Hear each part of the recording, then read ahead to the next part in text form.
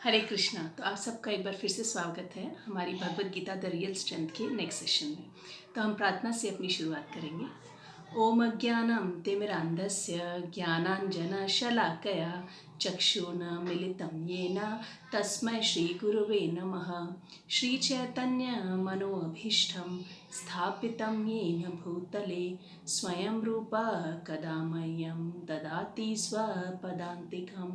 वन्देऽहं श्रीगुरु श्रीयुतपदकमलं श्रीगुरून् वैष्णवांश्च श्रीरूपं साग्रजातां सहगणा रघुनाथान्वितां तं सजीवं साद्वैतं सार्वरूपं परिजनसहितं कृष्णचैतन्यरूपं श्रीराधाकृष्णपादान् सहगणा ललिता श्रीविशाखान्वितांश्च। हे कृष्ण करुणा सिंधु दीनबंधु जगत्पते गोपेश गोपिका कांत राधा कांत नमोस्तुते। तप्त कांचन गौरांगी राधे वृंदावनेश्वरी वृषभानुसुते देवी प्रणमामि हरिप्रिये। वाञ्छाकल्पतरुभ्यश्च कृपा सिन्धुभ्य एव च पतितानां पावनेभ्यो वैष्णवेभ्यो नमो नमः। जय श्री कृष्ण चैतन्य प्रभु नित्यानंद श्री अद्वैत गदाधर श्रीवासादि गौर भक्तवृंद। नमो विष्णुपदाय कृष्ण पृष्ठाय भूतले श्रीमते भक्तिवेदांत स्वामी निति नामिने।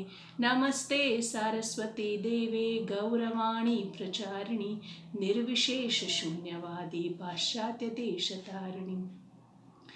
हरे कृष्णा कृष्णा कृष्णा हरे हरे हरे राम राम राम हरे हरे। आज हम अपना सेकंड चैप्टर शुरू करेंगे। सेकंड चैप्टर को एंड करेंगे। तो हमारा लास्ट सेशन है जो सेकंड चैप्टर का है। और एक बार फिर से मैं अपना वही सेंटेंस दोहराऊंगी कि ये बहुत इम्पॉर्टेंट है, क्योंकि आज का जो टॉपिक है ना वो हमारा बहुत रिलेटेड है हमारी लाइफ से। तो ये लास्ट टॉपिक है हमारा। अब इस टॉपिक में हम देखेंगे कि किस तरह डेली रूटीन में हमको ये जो सारे श्लोकाज है ना, अराउंड 10-11 श्लोकाज जो लास्ट के हैं वो हमको बहुत ज़्यादा काम आते हैं। तो हम 62 नंबर श्लोका से शुरू करेंगे इसको। तो पहले मैं श्लोकास पढ़ूंगी, उसके बाद हम स्टार्ट करेंगे। ध्यायतो विषयान् पुंसः संगास्तेषुपजायते संगात् संजायते कामा कामात् क्रोधः विजायते क्रोधात् भवन्ति सम्मोहाः सम्मोहात् स्मृतिविभ्रम स्मृतिभ्रशात् बुद्धिनाशो बुद्धिनाशात् प्रणश्यति रागद्वेषविमुक्तस्तु विषयानीन्द्रियैश्चर्न आत्मविषयर्विधेयात्मा प्रसादमधिगच्छति प्रसादे सर्वदुःखानां हानिरस्योपजायते प्रसन्नचेतसो येषु बुद्धिपर्यवतिष्ठते नास्ति बुद्धिरस्युक्तस्य न चायुक्तस्य भावना न चाभावयत शान्तिर्शान्तस्य कुतः सुखम्। इन्द्रियाणां हि चरताम यन्मनो अनुविधीयते तदस्य हरति प्रज्ञां वायुर्नावमि वाम्भसि तस्माद्यस्य महाबाहो निग्रहातीनि सर्वश इन्द्रियाणि इन्द्रियार्थेभ्यः तस्य प्रज्ञापि प्रतिष्ठिता या निशा सर्वभूतानां तस्याम जागृति संयमी यस्याम जागृति भूतानि सा निशा पश्यतो मुने आपूर्यमाणाचलं प्रतिष्ठं समुद्रमाप प्रवशन्ति यद्वत् तद्वत्कामायं प्रविशन्ति सर्वे स शान्तिं मानोपनति न कामकामी विहाय कामनाय सर्वान् पुमांश्चरित निःस्पृह निर्ममो निरहंकार स शान्तिमधिगच्छति एषा ब्राहि स्थिति पार्थ नैनं प्राप्य विमुह्यति स्थित्वास्य मन्तकालोऽपि ब्रह्मनिर्वाणं गच्छति मुखं करोति वाचालं पंगुं लंगायते गिरिं यत्कृपातमहं वंदे श्रीगुरुदीनतारणम्। तो हम 2.62 से शुरू करते हैं।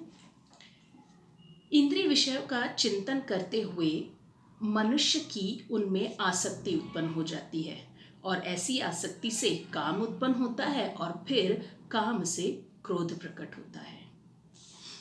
तो इसके एक एक वर्ड में श्रील प्रभुपाद ने हमारे जीवन में जो घटित होता है ना उसको परपॉट में अच्छे से समझाया और भगवान हमें बता रहे हैं कि किस तरह से हमें गुस्सा आता है। ये एक बहुत ही जनरल क्वेश्चन रहता है हम सब का कि हमें आखिर गुस्सा क्यों आता है ना।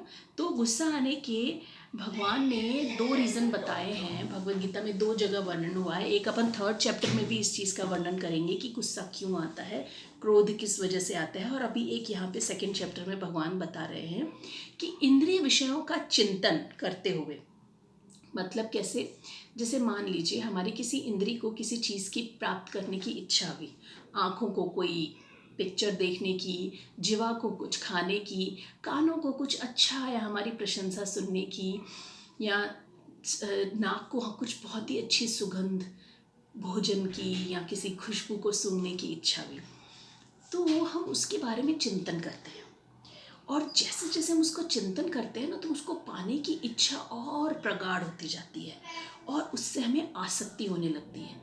मान लीजिए किसी व्यक्ति को चाइनीज़ खाने की इच्छा हुई तो उसको अचानक से कहीं से चाइनीज़ की स्मेल आई, हा कितना स्वादिष्ट है ना, कितना यम लगेगा अगर मैं खा लूँगा तो इसके बारे में वो सोचता रहा, चिंतन करता रहा, है ना। इंद्रिय विषय का चिंतन हुआ।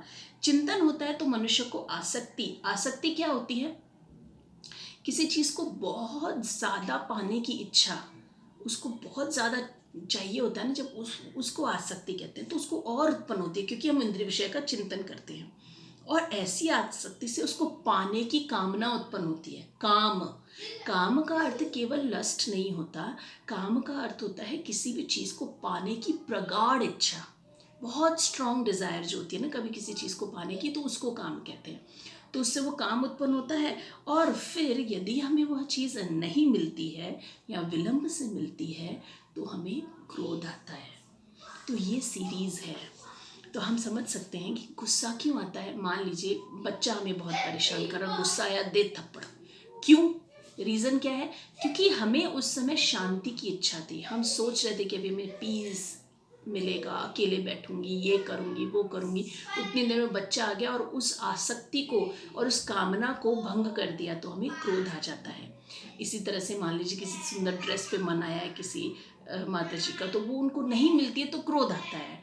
तो हम देखेंगे ना, गुस्सा आने का मेन रीज़न क्या होता है कि हमको जिस चीज़ की आसक्ति थी, किसी चीज़ को जो पाने की कामना थी, वो नहीं मिलने की वजह से हमें क्रोध आता है। तो श्रील प्रभुपाद इसमें कितना सुंदर कह रहे हैं कि जो मनुष्य कृष्ण भावना भावित नहीं है उसमें इंद्रिय विषयों के चिंतन से भौतिक इच्छाएं उत्पन्न होती हैं। क्यों, ऐसा क्यों कहा है? ऐसा इसलिए कहा है कि जो कृष्ण भावना भावित नहीं होते ना, उनके पास करने के लिए कुछ नहीं होता है सिवाय अपनी इंद्रिय तुष्टि के लिए। ये एक बहुत बड़ी सच्चाई है। इस सेंटेंस का जब मैं जुड़ी थी ना तो थोड़ा सा विरोध करती थी कि ऐसा क्यों, क्या बाकी सब लोग ऐसे ही हैं? तो फिर बाद में मुझे धीरे धीरे ये चीज़ रियलाइज़ हुई कि हाँ वाकई ऐसा होता है। बाकी हम यदि कृष्ण भावना भावित नहीं हैं, यदि हम भगवान की पीछे अपनी इच्छाओं को नहीं लगाते, भगवान की सेवा में उनको नहीं लगाते, तो हम क्या करते हैं, हम वापस हर चीज़ को पाने की कामना करते हैं और वो नहीं पूरी होने पर हम क्रोध करते हैं। कहीं पद प्रतिष्ठा की इच्छा होती है, कहीं अच्छा खाने की, अच्छा पहनने की, अच्छा दिखने की, अपना नाम अधिक होने की, किसी न किसी की तरह की भौतिक इच्छा में हम भागते ही रहते हैं। जिससे हमको जुड़े हुए शायद हम में से कुछ लोग बहुत पुराने हैं कृष्ण भावनामृत में और कुछ अभी नए जुड़े हैं। तो हम सब एक चीज़ बहुत अच्छे से महसूस करेंगे कि 24 घंटे में से हम बहुत ही थोड़ा समय भगवान के लिए निकालते थे, लेकिन अब हमारा वो धीरे धीरे समय बढ़ रहा है भगवान के लिए, भगवान की सेवा के लिए। तो जब पहले ये समय भगवान की सेवा में नहीं था तो हम क्या कर रहे थे? हम अपनी इंद्रिय तुष्टि के लिए तो भाग रहे थे कि मुझे आज अच्छा दिखना है, मुझे आज अच्छा पहनना है, मुझे आज अच्छा रिजल्ट लाना है, मुझे किस चीज़ का मतलब एक गेम्स में रिजल्ट अच्छा लाना है, किटी में मैं अच्छी दिखूं, या मेरे दोस्तों से ज़्यादा मुझे कमाना है। तो हम हर तरह की इसी भौतिक इच्छा के पीछे ही तो भाग रहे थे। तो श्रील प्रभुपाद कहते हैं कि इंद्रियों को किसी न किसी कार्य में लगा देना चाहिए। इंद्रियों का दमन नामुमकिन है। 3rd चैप्टर में हम पढ़ेंगे कि भगवान कहते हैं कि कर्म के बिना तो जीव का निर्वाह ही नहीं हो सकता, तो कोई भी हम कर्म तो करेंगे ही, इंद्रियों का निर्वाह इसके बिना हो ही नहीं सकता। तो फिर उसके लिए हमें करना क्या चाहिए? हम खाना तो खाते ही हैं, बजाय खुद के लिए भगवान के लिए बनाएं, भोग लगाएं और फिर खाएं। हम गाना तो चाहते ही हैं, बजाय उनका कामी सॉन्ग्स जो हमारे अंदर अलग अलग तरह की डिज़ायर्स उत्पन्न करते हैं, और वो भी ऐसी डिज़ायर जिनका सिर है न पैर है, वो डिज़ायर जो कभी तुष्ट नहीं हो सकती, उनके सपने दिखाने वाले सॉन्ग्स गाने की बजाय हमारे लिए हम भगवान के भजन गाएं, और वो भजन गाने से क्या होगा? हमको तुष्टि मिलेगी। तो हमारी हर तरह की इच्छा को भगवान की तरफ मोड़ के हम उसको पूरा करें, इंद्रियों का दमन करने की बजाय इंद्रियों को दिशा दें। हम कहते हैं ना कि दिशा बदलेंगे तो दशा बदलेगी। इसी तरह से हम अपनी तुष्टि की बजाय भगवान की तुष्टि करेंगे तो हमारी दिशा बदलेगी। हमने एक बहुत ही फेमस कहानी सुनी होगी कि एक व्यक्ति था, उसको एक चिराग मिला, तो उसको चिराग को उसने जब रगड़ा तो उसमें से जिन्न बाहर आया। अब जिन्न ने कहा कि चिराग तुम्हारे पास है इसलिए मैं तुम्हारा सर्वेंट हूँ, तुम जो कहोगे ना मैं वो करूँगा। अरे व्यक्ति तो बहुत खुश हो गया कि यार मेरे पास तो चिराग है, मैं जो कहूँगा वो कर लेगा। लेकिन उसने बोला कि एक शर्त मेरी है, अगर तुमने मुझे कुछ काम नहीं दिया तो मैं तुम्हें खा जाऊँगा। अब वो व्यक्ति बोले मेरे पास तो बहुत काम है। उसने बोला कि मेरा पूरा घर साफ कर दो। अभी जिन्न को कितना वक्त लगता है, उसने 2 मिनट में पूरा घर साफ कर दिया। मेरे लिए तरह तरह का भोजन बना, उसके लिए उसने यूँ किया और सारा भोजन तैयार। तो ऐसे करते करते करते करते व्यक्ति के पास तो काम ही खत्म हो गया। अब वो सोचने लगा क्या करूं। तो जिन्न ने बोला कि अब मैं तुम्हें खाऊंगा। तो उसने सोचा मैं अपने गुरु से पूछता हूँ। तो जिन्न को फिर बोला कि जाओ उस पेड़ में पत्तियां गिन के आओ। जब तक वो गया पेड़ में पत्तियां गिनने, वो अपने गुरु के पास गया और जाके उनके चरणों पे गिर गया। भाई मुझे तो जिन्न खा जाएगा, मैं क्या करूं। तो गुरु ने कहा कि तुम अपने छत से एक सीढ़ी लगा दो, ठीक है। जब जिन्न के पास काम खत्म हो जाए तो उसको बोलो कि ये सीढ़ी चढ़ और उतर, चढ़ और उतर, चढ़ और उतर, है ना। तो इसी तरह से हमको भी भगवान के नाम की माला करनी चाहिए, हमको भगवान की सेवा करनी चाहिए, नहीं तो हमारा जो मन है ना वो हमें खा जाएगा। तो जब भी हमारा मन फ्री हो ना, उसे बहुत ही उत्तम एंगेजमेंट देना चाहिए। जिनके पास तो सीढ़ी थी जिसका चढ़ना और उतरना सिर्फ उसके मेंटल एंगेजमेंट के लिए था, लेकिन हमारे लिए तो ये उन्नति भी देगा। तो इसीलिए जब भी हमारा मन फ्री हो ना, तब हमें उसको भगवान की सेवा में एंगेज करना चाहिए। लेकिन हमें ये समझना होगा कि हमारा माइंड इतना ट्रिकी होता है, इतना ट्रिकी, कि वो हमें फ्री होने ही नहीं देगा। कभी ये सोच, कभी वो सोच, कभी यहाँ चल, कभी वहाँ चल, अभी ये हो गया, अभी वो हो गया। तो हमें बुद्धि से कार्य करना होगा, गुरु या भगवत गीता के पास आना होगा और उनसे पूछ के अपने दिन भर में कुछ फिक्स नंबर ऑफ आवर्स या कुछ फिक्स अमाउंट ऑफ टाइम हमको भगवान की सेवा में लगाना चाहिए। तभी हम धीरे धीरे धीरे धीरे इसको बढ़ा पाएंगे। और भगवान की सेवा में जाने से हमको किसी भी तरह का वो नहीं रहता, बुद्धि का विभ्रम नहीं होता। जैसे इसमें है ना कि क्रोध प्रकट होता है। हमने कई ऋषियों को, मुनियों के बारे में भागवतम में सुना होगा। जैसे सौबीर मुनि थे, उनको क्रोध आया, उन्होंने गरुड़ का अपराध किया, इस वजह से उन्होंने मछली को मैथुन करते हुए देखा और उनको मैथुन की इतनी इच्छा हुई कि उन्होंने बाहर आके राजा की 100 बेटियों से शादी की। फिर विश्वामित्र मुनि इतनी अच्छे से तपस्या कर रहे थे, उर्वशी के घुंघरू की झनकार से वो उनका ये साधना भंग हुआ। इसी तरह से हम और कितने एग्जाम्पल्स देखते हैं। दुर्वासा मुनि, उनको क्रोध आया, उन्होंने अम्बरीश महाराज पर इतना क्रोध किया। जस्ट अम्बरीश महाराज ने 2 जल की बूंदें ली थी, उसके बाद भी उन्होंने उन पर इतना क्रोध किया। तो हमें ये समझना चाहिए। इसी के साथ हम भक्त का एग्जाम्पल देखें, हरिदास ठाकुर। हरिदास ठाकुर की तपस्या को, हरिदास ठाकुर के हरिनाम को बंग 1 लाख नाम जब वो प्रतिदिन करते थे, उनकी इस तपस्या को भंग करने के लिए वहाँ के जो मुस्लिम राजा थे, उन्होंने एक तवायफ को भेजा और बोला कि इनकी तपस्या भंग करो ताकि ये हरिनाम नहीं ले सकें। अब हरिदास ठाकुर के पास वो प्रतिदिन आती थी। हरिदास ठाकुर क्या कहते थे कि मैं तुम्हारी इच्छा पूर्ण करूँगा, पर पहले मेरे नाम जप होने दो। वो बाहर बैठी रहती थी और उसको बोलते तुम बाहर बैठ जाओ, मेरे को नाम जप करने दो, और वो महामंत्र का जप किया करते थे। उसको सुनते सुनते सुनते सुनते सुनते सुनते सुनते उस प्रोस्टिट्यूट का हार्ट इतना ज़्यादा बदल गया, क्योंकि एक शुद्ध व्यक्ति के हृदय से उसने हरिनाम सुना ना, वो खुद भगवान की भक्त बन गई। तो माया देवी खुद आई हरिदास ठाकुर को भ्रमित करने, लेकिन वो नहीं हुए। ये होता है भक्त। जब ध्यानी और ज्ञानी होते हैं ना, वो इंद्रियों का दमन करते हैं। वो बोलते हैं कि इंद्रियों को हम कुछ कार्य करने ही नहीं देंगे तो भटकेंगे ही नहीं। लेकिन ऐसा नहीं होता। इंद्रियां हमेशा कुछ समय के लिए तो दमित हो सकती हैं, लेकिन बाद में वो फिर उछल के बाहर आती है। इसकी बजाय यदि इंद्रियों को किसी और काम में लगा दिया जाए तो वो बिजी रहेंगी। तो इसके लिए हम बच्चों का एक एग्जाम्पल ले सकते हैं कि जैसे बच्चे होते हैं ना, वो उनको सिर्फ एक कमरे में चुप करके बैठने को बोलो, वो कितनी देर बैठेंगे? घंटा, 2 घंटा, 3 घंटा, 5 घंटा, बस। उसके बाद उनको लगेगा बाहर जाओ, कुछ उद्यम करो। बहुत रेस्टलेस हो जाते हैं। अगर उसकी जगह उनको घर में बैठ के किसी तरह का ऐसा एंगेजमेंट दे दिया जाए जिसमें उनका मन लगा रहे, तो सुबह से शाम कब होगी उनको पता ही नहीं चलेगा, and they will be very happy also, है ना। तो हमको इंद्रियों को किसी अच्छे एंगेजमेंट को देना है, भगवान की सेवा में उनको नियोजित करना है। 2.63 हम देखेंगे। क्रोध से पूर्ण मोह उत्पन्न होता है और मोह से सिमरण शक्ति का विभ्रम होता है। जब सिमरण शक्ति भ्रमित हो जाती है तो बुद्धि नष्ट हो जाती है, और बुद्धि नष्ट होने पर मनुष्य भवकूप में पुनः गिर जाता है। ये हमारा साथ प्रतिदिन होता है। जैसे धृतराष्ट्र के साथ हुआ, उसने क्या आसक्ति की, उसने क्या चिंतन किया कि मेरा पुत्र दुर्योधन राजा बनेगा, और इस चिंतन को उसने इतनी बार किया कि उससे उसकी आसक्ति हो गई। उस आसक्ति की वजह से उसमें काम उत्पन्न हुआ, और काम की वजह से इतना क्रोध हुआ कि वो पांडवों को देखना भी नहीं चाहता था। उस क्रोध की वजह से उसका दुर्योधन में मोह और बढ़ गया, और उस मोह की वजह से उसकी सिमरण शक्ति इतनी क्षीण हो गई कि वह भूल गया कि उसने पांडु को वचन दिया था कि तुम्हारे ही बच्चे सिंहासन पर बैठेंगे। वो भूल गया।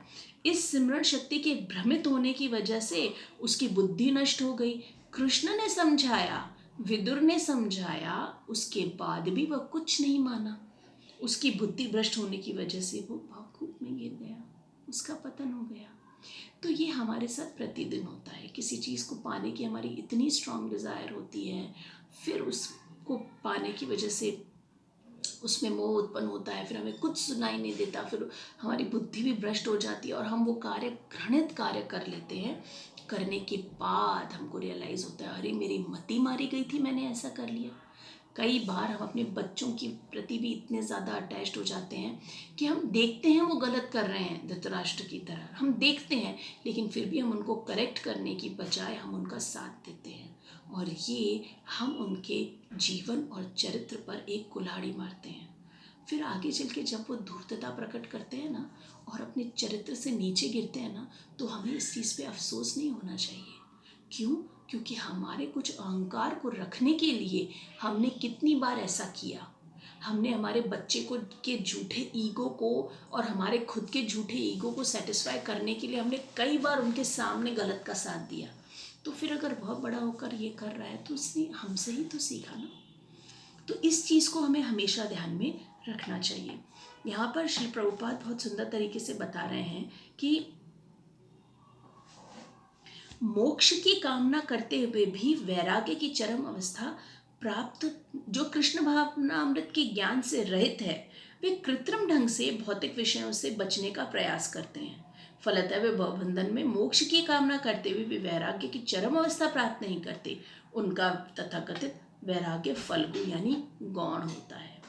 मतलब जो भगवान कृष्ण की शरण नहीं लेता, जो भगवान के चरणों की शरण नहीं लेता और अपने आप को कृत्रिम यानी आर्टिफिशियल तरीके से भौतिक विषयों से बचाता है। कई ऐसे एग्जाम्पल मिलते हैं समाज में जो ये कहते हैं कि भगवान कुछ नहीं है, अच्छे कर्म करो बस बहुत है। तो ये ऐसा नहीं है सही।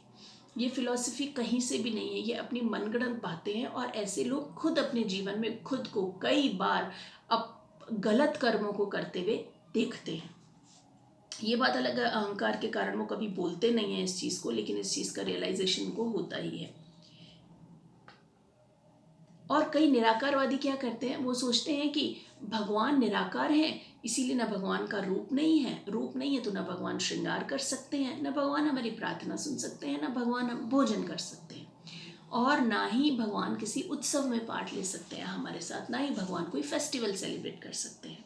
तो इस कारणवश वो क्या करते हैं, वो भगवान का प्रसाद न खा के क्या खाते हैं, पाप खाते हैं।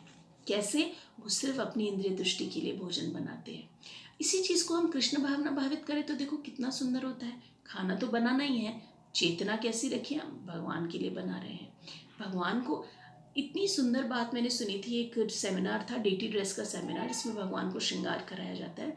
तो उसमें था कि यदि हम प्रतिदिन भगवान का श्रृंगार करते हैं ना, तो उससे पता है क्या होता है, उससे हमारा खुद सजने संवरने का मन नहीं होता। हम हर सिंपल चीज़ में खुद को एडजस्ट कर लेते हैं। लेकिन ये चीज़ ना हमको कई बार सुन के ही डर लगता है, अरे नहीं नहीं भक्ति में गए तो हम सजेंगे सब, नहीं नहीं फिर तो हम ऐसे तो बिल्कुल नहीं करेंगे, भक्ति ही नहीं करेंगे, हम तो डेली भगवान का श्रृंगार ही नहीं करेंगे। पर ऐसा नहीं है। उसका अर्थ ये होता है कि हम बेसिक चीज़ों में भी खुश रहते हैं। हम अपने लिए बेवजह बहुत सारी चीज़ें इकट्ठा नहीं करते। अगर हमें इसका एग्जाम्पल देखना हो ना, तो आज क्लास सुनने के बाद अपनी अलमारी हम खोलेंगे और हम उसमें चेक करेंगे। कई सारी ऐसी चीज़ें होंगी श्रृंगार की, गहने की या कपड़े की, जिनको हमने कई महीनों से हाथ नहीं लगाया, लेकिन आज भी हमारी अलमारी में है, इसी आस में कि एक बार तो इनका नंबर आएगा, नहीं नहीं हम फेंके कैसे। तो ये जो सारी चीज़ें हैं ना, ये आसक्ति और अच्छा अभी इसी चीज़ में चलो मान लो हमको तैयार होने का मन करता है, ठीक है, शास्त्र भी कहते हैं, वेद भी कहते हैं कि स्त्री को तैयार होकर रहना चाहिए, इसमें कोई बुराई नहीं है, लेकिन एक लिमिट में। हर चीज़ में भोग में इतना ज़्यादा इनक्रॉस्ड, इतना ज़्यादा लिप्त हमें नहीं होना चाहिए। तो हम और चीज़ों में इसमें देखेंगे कि भगवान के लिए हमने भोजन बनाया, आरती, दिन भर में यदि हम भगवान की 1 या 2 आरती करते हैं कम से कम, तो उससे घर में भजन होता है, कीर्तन होता है, पूरी फैमिली साथ में आती है, एक खुशी का माहौल होता है, और हमारा दिन का हर एक टाइम भगवान के लिए सेंटर्ड होता है। नृत्य करने का मन हम सबको करता है, हम फिल्मी गानों की बजाय भगवान के कीर्तन पे कर सकते हैं, हम अच्छे इंस्ट्रूमेंट्स बजा सकते हैं। सुनने में पता है कई बार ऐसा लगता है, क्योंकि हमारे अंदर रजोगुण होता है ना, तो हमको ऐसा लगता है हम क्या बुढ़े हो गए हैं, हम क्या ये सब करेंगे, वो भी हम इस उम्र में करेंगे। पर ऐसा नहीं है। जब हम इन चीज़ों को करके देखेंगे ना, तो हमको एक्चुअली पता चलेगा रियल रिलिशमेंट, रियल मज़ा इन्हीं चीज़ों में है, उसमें नहीं है जिसमें एक फिल्मी गाने पे हमने डांस किया, उसके गाने के बोल सुने और सुनने के बाद हमारे लिए हमको 10 तरह की इच्छाएं और तृष्णाएं उत्पन्न हो गई कि हाँ काश हम भी उन हिमालय की वादियों में जाते जहाँ पे बर्फ़ गिर रही है, लेकिन हीरो हीरोइन स्लीवलेस कपड़े पहन के डांस कर रहे हैं। अरे क्या ये मुमकिन है? नहीं है। हॉस्पिटल में जाना पड़ जाए, लेकिन वो दिखाते हैं ऐसा, और हम इतने बेवकूफ़ हैं, मान लेते हैं इस चीज़ को। मतलब हम कितने मूर्ख हैं, हम इन चीज़ों पे विश्वास करते हैं। मीडिया जो भी दिखाता है ना, हम इन चीज़ों पे विश्वास कर लेते हैं बिना कुछ सोचे समझे। तो गलती किसकी है? हमारी ही है ना। तो इसीलिए हमको अपनी बुद्धि को भ्रष्ट और भवकूप में गिरने से पहले स्टेप पे हमें क्या करना चाहिए? इंद्रिय विषयों का चिंतन करते हुए मनुष्य ऐसा करता है। इंद्रिय विषयों का चिंतन इंद्रियां कब करेंगी? जब इंद्रियां फ्री बैठी होंगी। अगर हमारी इंद्रियां भगवान की सेवा में नियोजित हैं तो वो न फ्री होंगी, न चिंतन करेंगी, न आसक्ति, मोह, क्रोध, काम, कुछ भी नहीं आएगा। न वो आसक्ति होगी, न उनसे उनको काम उत्पन्न होगा, न काम से मोह, न मोह से क्रोध, न क्रोध से बुद्धि भ्रष्ट, न बुद्धि भ्रष्ट से भवकूप में गिरना। तो इसीलिए पहले स्टेप पे हमें इंद्रियों को भगवान की सेवा में लगा देना चाहिए। 2.64 किंतु समस्त राग तथा द्वेष से मुक्त एवं अपनी इंद्रियों को संयम द्वारा वश में करने में समर्थ व्यक्ति भगवान की पूर्ण कृपा प्राप्त करता है। समस्त राग और द्वेष से मुक्त। राग और द्वेष क्या होता है? जब हमारे साथ कोई काम होता है ना, तो उसमें राग मतलब आसक्ति, अच्छा लगता है हमें, बहुत अच्छा लगता है, अरे मेरे साथ ये हो गया, या अरे मेरे साथ ये क्या हो गया। तो या तो हमें खुशी होती है या तो हमें दुख होता है। उन दोनों से अगर हटकर हम अपनी इंद्रियों को वश में करने का प्रयास करते हैं तो वो व्यक्ति भगवान की पूर्ण कृपा प्राप्त करता है। तो ये सुनने में हमको शायद डिफिकल्ट लगता हो, लेकिन ये इतना डिफिकल्ट वाकई ही नहीं है। इसलिए राधानाथ महाराज कहते हैं कि जो व्यक्ति किसी खुशी के समय में बहुत ज़्यादा हर्षित नहीं होता ना, बावला नहीं होता ना, वही व्यक्ति अपने आप को दुख में संभाल सकता है। जो खुश में बहुत अधिक खुश होता है वह व्यक्ति दुख में बहुत अधिक दुखी होता है। तो इसीलिए हमें इन दोनों चीज़ों का बैलेंस बना के चलना बहुत ज़रूरी है। और इसमें आगे क्या कहा है? जब तक इंद्रियों को भगवान की सेवा में नहीं लगाया जाएगा ना, तब तक उसके नीचे गिरने की संभावना बनी रहती है। तो ये बहुत ही इंपॉर्टेंट चीज़ इसमें बार बार श्री प्रभुपाद रिपीट कर रहे हैं कि जो भी व्यक्ति अपने आप को इस साइकिल से तोड़ना या निकालना चाहता है, उसके लिए बहुत आवश्यक है कि वो भगवान की सेवा में खुद को लगाए। इससे क्या होगा? हमारा भावबंधन में गिरने का चांस कम रहेगा और भगवान की तरफ प्रीत बढ़ेगी। देखो, ये बहुत ही सिंपल कैलकुलेशन है। यदि हम मटेरियल डीलिंग्स में, भौतिक चीज़ों में ज़्यादा लिप्त रहेंगे तो हम भौतिक जगत में ही रहेंगे, वहीं जन्म लेंगे। यदि हम भगवान की सेवा में ज़्यादा रहेंगे तो हमारी चेतना, हमारा चिंतन, वो सब भगवान के लिए होगा, तो हम उस तरफ ज़्यादा होंगे।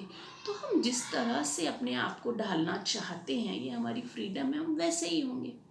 भौतिक जगत में अगर हम रहना चाहते हैं तो ये दुखालय शाश्वतम है, दुख का आलय है, तो इसलिए हमें बार बार इधर दुख मिलेंगे ही। अगर हम आध्यात्मिक जगत में जाना चाहते हैं तो वहाँ पे सच्चित आनंद है, ब्लिस है, सदैव मुस्कुराहट है, हंसी है, आनंद है, तो हम वैसे होंगे। तो ये हमारे ऊपर डिपेंड करता है।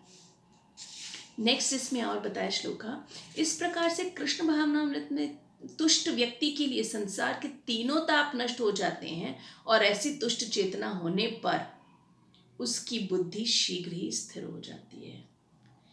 प्रसादे सर्व दुखानाम, भगवान का प्रसाद, चाहे वो भोजन हो, चाहे वो भगवान का श्रृंगार हो, चाहे वो भगवान का नाम हो, कुछ भी, वो हमें पूरी तरह से तुष्टि देता है। इंद्रियां तब तक भटकती रहेंगी जब तक उनको सेटिस्फेक्शन नहीं मिलता, जब तक उनको तुष्टि नहीं मिलती। और इस भौतिक जगत में तुष्टि मिलना असंभव है, वो सिर्फ आध्यात्मिक चीज़ों से ही मिल सकती है, क्योंकि भौतिक जगत तृष्णा का घर है, यहाँ पे सेटिस्फेक्शन हमें मिल ही नहीं सकता। तो इसीलिए हमें अपने आप को तुष्ट करने के लिए, तीनों तापों से मुक्त करने के लिए भगवान में अपनी बुद्धि को लगाना चाहिए।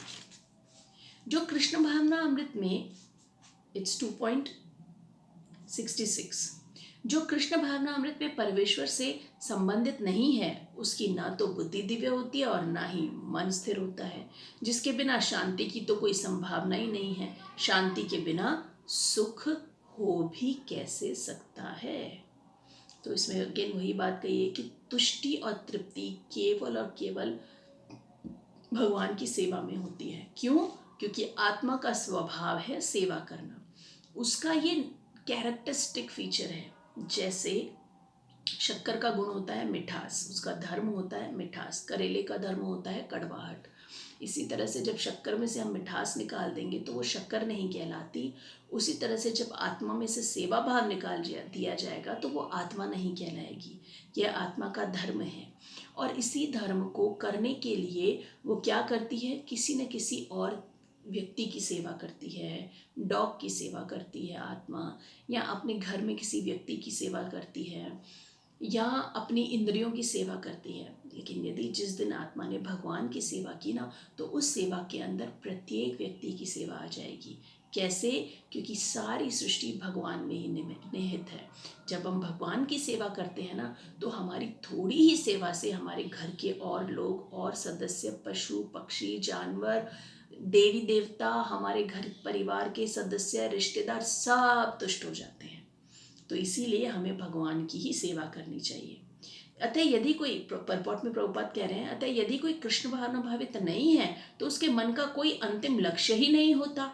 मन की चंचलता का एकमात्र कारण अंतिम लक्ष्य का अभाव है। बहुत सुंदर लाइन है। मन की चंचलता का एकमात्र कारण अंतिम लक्ष्य का अभाव है। हमारे पास अंतिम लक्ष्य यानी हमारा गोल ही नहीं है, और इसी वजह से हमें डिससेटिस्फेक्शन होता है, हम इधर उधर भटकते रहते हैं।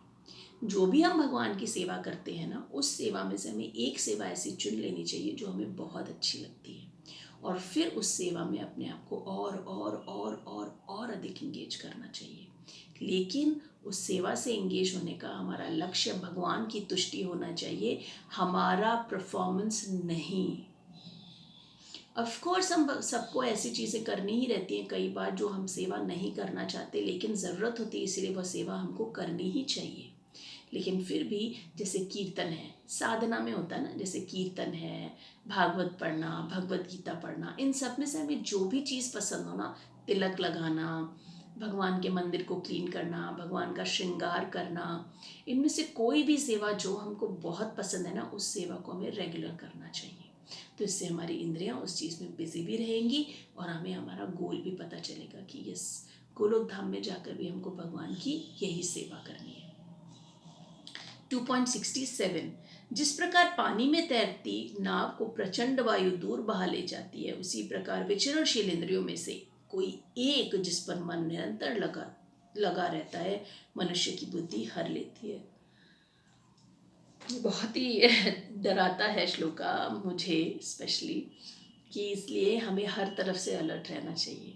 हम ये कभी नहीं कह सकते कि ठीक है ना, मैं बाकी सब तो करता हूँ, लेकिन मेरे अंदर सिर्फ एक ही बुरी आदत है, क्या? शराब, सिगरेट या मांस, या ठीक है मेरे को और लड़कों से और लड़कियों से बात करना अच्छा लगता है, एक ही तो आदत है ना, बाकी सब तो सब कंट्रोल में आ रहा है। मैं जब भी कर रही हूँ, मैं प्रसाद भी खा रही हूँ, बस बाकी यही चीज़ है ना जो पर है। ठीक है, इसमें मैं ढीली हूँ तो कोई बात नहीं है ना, ठीक है मैं आरती नहीं करती, कोई बात नहीं है ना, ठीक है। कोई भी एक चीज़ जिसमें हमारा मन बुरी चीज़ में अगर पूरी तरह से है ना लगा हुआ, तो वो हमें बहा के ले जाती है। किस तरह से? नाव का इसमें बहुत सुंदर एलर्जी दिया है कि अगर हवा चलती है विपरीत दिशा, किसी अलग दिशा में, तो नाव उसके साथ पूरी तरह से बह के जाती है। उसी तरह से अगर बोट में किसी एक कॉर्नर पे खड़े होके ज़ोर से लकड़ी से उस पर प्रेशर लगाया जाए, बहुत अधिक ज़ोर से लगाया जाए, तो क्या होगा? उस एक पोर्शन में इतना वेट आने की वजह से बोट पूरी पलट सकती है। इसी तरह से हमें समझना चाहिए कि इसको एक और सुंदर एग्जाम्पल से हम समझ सकते हैं। एक व्यक्ति था, उसको एक पत्थर तोड़ना था, ठीक है। तो पत्थर तोड़ने के लिए उसने क्या किया, एक बड़ा सारा हथौड़ा उठाया और चट्टान जितना पत्थर था, तो उसने उसमें मारना शुरू किया। 1 2 4 8 10 12 16 20, और जब इसने 24वां हथौड़ा मारा ना, तो चट्टान ठुम ऐसे 2 टुकड़े हो गई, है ना। उसी समय एक व्यक्ति आया, उसने उस व्यक्ति को 24वां हथौड़ा लगाते हुए देखा। वो व्यक्ति इतना हैरान हो गया, बोले क्या ताकत है बंदे में, इतनी बड़ी चट्टान उसने एक हथौड़े में तोड़ दी। तो क्या ये सही था? नहीं। तो चट्टान किसने तोड़ी? 24वें हथौड़े ने, 20वें हथौड़े ने, 15वें ने या पहले ने? ऑफ कोर्स चट्टान तोड़ने में हर हथौड़े का इक्वल रोल था। अगर पहले 23 नहीं लगते ना तो 24वां नहीं टूटता। अगर पहले 20 नहीं लखे होते ना तो लास्ट के 4 उसको और कमज़ोर नहीं करते। और सोचिए अगर पहला हथौड़ा नहीं लगा होता तो क्या ये श्रृंखला बनती? क्या बनती ही नहीं। इसी तरह से जब हम अपनी इंद्रिय तृप्ति में लिप्त रहते हैं ना तो उस लिप्ति में हमें क्या होता है, क्या करना होता है हमको? हम एक बार कैजुअल हो जाते हैं, ठीक है ना, आज क्या फ़र्क पड़ता है, एक हथौड़ा पड़ा। हम एक बार अपनी इंद्रियों को तुष्ट करने के लिए झूठ बोल देते हैं। हमको पता नहीं है कि परमात्मा हर समय देख रहे हैं, ये एक हथौड़ा पड़ गया। हम अपनी इंद्रियों को तुष्ट करने के लिए कोई गलत कार्य कर लेते हैं, ये एक हथौड़ा पड़ गया। और फिर ना एक बार एक एक एक एक एक एक करते करते 24वां हथौड़ा जब पड़ता है ना तो हम भक्ति से पीछे हो जाते हैं। और फिर हम क्या कहते हैं? भगवान मैंने सिर्फ एक ही बार तो किया और आपने तो मुझे भक्ति से ले लिया। कौन कर रहा था? प्रतिदिन हम कर रहे थे, एक एक एक एक एक हथौड़ा। और इसी चीज़ को अगर हम उल्टा करें ना, अपनी इंद्रिय तृप्ति पर एक एक एक एक हथौड़ा प्रतिदिन मारें कि ठीक है मैं आज सिर्फ इस जगह पे लहसुन प्याज नहीं खाऊंगी, बाकी सब जगह खाऊंगी, इस जगह नहीं खाऊंगी। फिर धीरे धीरे मैं सिर्फ अपने घर में सुबह नहीं खाऊंगी, ऐसे। या इसको पॉजिटिव और नोट पे ले सकते हैं हम। ये तो करणीय और अकरणीय होते हैं ना, जो भक्ति में उसकी बात हो रही है। अकरणीय, करणीय मैं सिर्फ एक माला शांति से करूंगी, बस, बाकी 15 नहीं हुई तो भी चलेगा। फिर मैं सिर्फ 4 माला अच्छे से करूंगी, फिर मैं सिर्फ 6 माला अच्छे से करूंगी। तो इस चीज़ में भी ये बहुत कारगर होता है ना। तो हमें इस एग्जाम्पल को इस तरह से यूज़ करना है लाइफ में। नेक्स्ट है 2.68। अतः हे महाबाहो, जिस पुरुष की इंद्रियां अपने अपने विषयों से सब प्रकार से विरत होकर उसके वश में है, उसी की बुद्धि निसंदेह स्थिर है। मतलब अपनी अपनी इंद्रियों को हमने काम दे दिया। हमें लिटरली अपने आप से बात करनी है। डियर आईज, आपका काम है कि आपको भगवान के दर्शन करने हैं, चाहे आप मोबाइल में करते हैं, चाहे आप ऑल्टा पे करते हैं, चाहे आप किसी पुस्तक में करते हैं।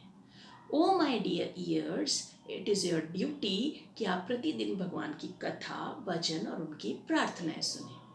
मेरी प्रिय जीवा, तुम्हारे लिए ड्यूटी है कि तुम प्रतिदिन प्रसाद खाओ और भगवान की लीलाओं, गुणों और भजनों को गाओ। ओ मेरी नासिका, तुम्हारी ये ड्यूटी है कि तुम भगवान को अर्पित की हुई तुलसी और फूलों की सुगंध लो। जो भगवान को डेली धूप अर्पित होता है, तुम उसका स्मेल लो। भगवान को अर्पित असली घी के दिए का स्मेल लो। मेरे हाथों और मेरी त्वचा, तुम्हारा ये फर्ज है कि तुम भगवान के विग्रह को, उनकी छवि को स्पर्श करो। शुद्ध भगवान की भागवतम और भगवत गीता का स्पर्श करो। भक्तों के चरणों को स्पर्श करो। इस त्वचा से भगवान के मंदिर को साफ करो। पैरों तुम भगवान के दर्शन के लिए जाओ। हमको इस तरह से अपनी इंद्रियों को कंट्रोल में करना है, क्योंकि मैं बॉडी नहीं हूँ, मैं सोल हूँ, मैं इस बॉडी में रह रही हूँ। तो इस बॉडी में रहकर मुझे इस बॉडी को अच्छे से यूज़ करना है। जिस तरह से कार में बैठते वक्त स्टीयरिंग हमारे हाथ में होता है, हमको पता होता है कि हमें कैसे घुमाना है, कौन से गियर में गाड़ी लेनी है, कब हॉर्न दबाना है। उसी तरह से इस यंत्र में बैठते हुए हमें अपने आप को उस तरह से चलाना है ताकि हम बेस्ट रिजल्ट पा सकें और भगवत धाम वापस जा सकें। तो इसका पहला लाइन है तात्पर्य का कि कृष्ण भावनामृत के द्वारा सारी इंद्रियों को भगवान के दिव्य प्रेम भक्ति में लगाकर इंद्रिय तृप्ति की बलवती शक्तियों को दमित किया जा सकता है। तो ये बहुत ही सुंदर चीज़ है। इसके लिए मुझे एक एग्जाम्पल याद आता है। जयपुर के पंचतन प्रभु जी हैं, वो बताते थे कि उन्होंने एग्जाम्पल बताया था कि एक प्रभु जी थे जो सिगरेट पीते थे। तो मंदिर में आकर भी उन्होंने एक बार सिगरेट पिया। तो श्री प्रभुपाद ने कहा कि अरे तुम मंदिर में सिगरेट पी रहे हो। तो बोले प्रभुपाद मेरे से बिल्कुल कंट्रोल नहीं हो रहा है, मैं क्या करूं। तो श्रील प्रभुपाद ने उनको कंस्ट्रक्शन का इतना ज़्यादा बर्डन दे दिया, इतना ज़्यादा बर्डन दे दिया, वो व्यक्ति इतने बिजी हो गए, इतने डिवोटी वो बिजी हो गए कंस्ट्रक्शन में कि उनको 1.5 महीने बाद याद आया कि वो कभी सिगरेट पिया करते थे, वो भूल ही गए। तो भगवान की सेवा में जब हम लगते हैं ना, हायर टेस्ट जब आता है तो लोअर टेस्ट अपने आप चला जाता है। आहा, बहुत ही प्यारा श्लोक है। जो सब जीवों के लिए 69, जो सब जीवों के लिए रात्रि है वह आत्म संयमी के जागने का समय है, और जो समस्त जीवों के जागने का समय है वह आत्मनिरीक्षक मुनि के लिए रात्रि है। तो हमारी रात कब होती है, हम सोते कब हैं, सुबह या रात? भक्त लोग रात को 2:30 या 3 बजे उठते हैं ताकि वो मंगल आरती अटेंड करें और अपना जपा करें। और मटेरियल वर्ल्ड में डिस्को और पार्टी से लोग सुबह 4 बजे नशे में धुत होकर आके घर पे सोते हैं और वापस कब उठते हैं, दिन को 12 या 1 बजे, और इसके बाद वो रात को दूसरे दिन सुबह तक वो जागते हैं। और हम भक्त लोग रात को 8 या 9 बजे सो जाते हैं और सुबह जल्दी उठते हैं। तो ये होती है या निशा सर्वभूतानां तस्याम जागृति संयमी। तो आत्म साक्षात्कार के लिए यह शरीर और यह समय, जो भौतिक व्यक्ति है ना, जो मटेरियल चीज़ों में लिप्त है, उसके लिए अभी रात का समय है, वो सो रहा है, उसकी बुद्धि, चेतना, आत्मा, उसको किसी भी तरह की जागृति है ही नहीं, वो आराम से सो रहा है। और जो व्यक्ति भगवान की सेवा में लगा है ना, उसके लिए ये शरीर और ये समय दिन का समय है। Active, is most active, is working, कि अभी मुझे इसी जन्म में अपने आप को इन सब चीज़ों से निकालना है। एक श्रेणी के मनुष्य इंद्रिय तृप्ति के लिए भौतिक कार्य करने में निपुण होते हैं, और दूसरे श्रेणी के मनुष्य आत्मनिरीक्षक है, जो आत्म साक्षात्कार के लिए के अनुशीलन के लिए जगते हैं। हरिदास ठाकुर 1.5 घंटा सोते थे 24 घंटे में। भक्तिविनोद ठाकुर ऐसे ही 2 से 2.5 घंटा सोते थे, 2.5-3 घंटा सोते थे। बाकी टाइम पे जप करते थे, भागवतम पढ़ते थे, बुक्स लिखते थे।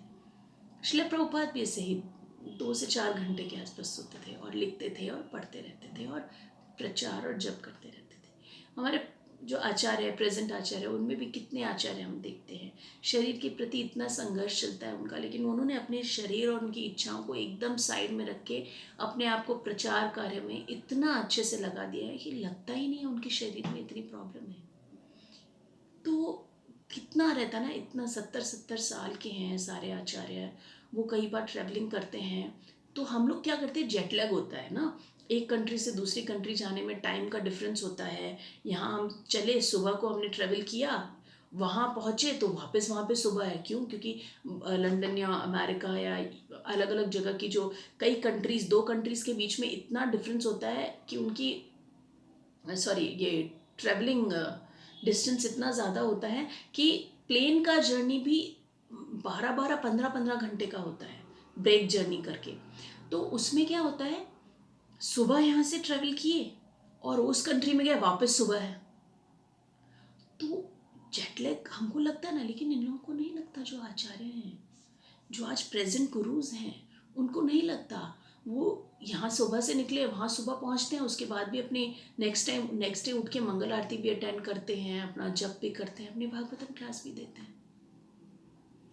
तो ये दिखता है। एक्चुअली क्या होता है ना, कई बार हम कृष्ण भावना अमृत में क्या मिल रहा है, क्या नहीं मिल रहा है, इसको हमको देखना हो ना, तो हमको उन आचार्यों को देखना चाहिए जो ये चीज़ पहले से फॉलो कर रहे हैं। लेकिन इसमें एक चीज़ बहुत सूक्ष्म है जिसे हमें ध्यान रखना चाहिए। मान लीजिए कोई कृष्ण भावना भावित व्यक्ति है, हमें ऐसा लगता है कि उसका सब ठीक चल रहा है या नहीं चल रहा है। अगर नहीं चल रहा है तो हमें ध्यान से देखना चाहिए, क्या उसकी साधना ठीक चल रही है क्या। ये 200% गारंटी है कि जिस व्यक्ति की साधना ठीक नहीं चल रही है, उसी का ही आचरण सही नहीं होगा। किसी भी व्यक्ति की साधना का अंदाज़ा उसके आचरण से लगाया जाता है। तो यदि साधना अच्छी चल रही है तभी उसका आचरण अच्छा होगा। हमें इस चीज़ को हमेशा याद रखना चाहिए। तो अभी हम नेक्स्ट सेशन में करेंगे 70, 71, 72 श्लोका। हरे कृष्णा।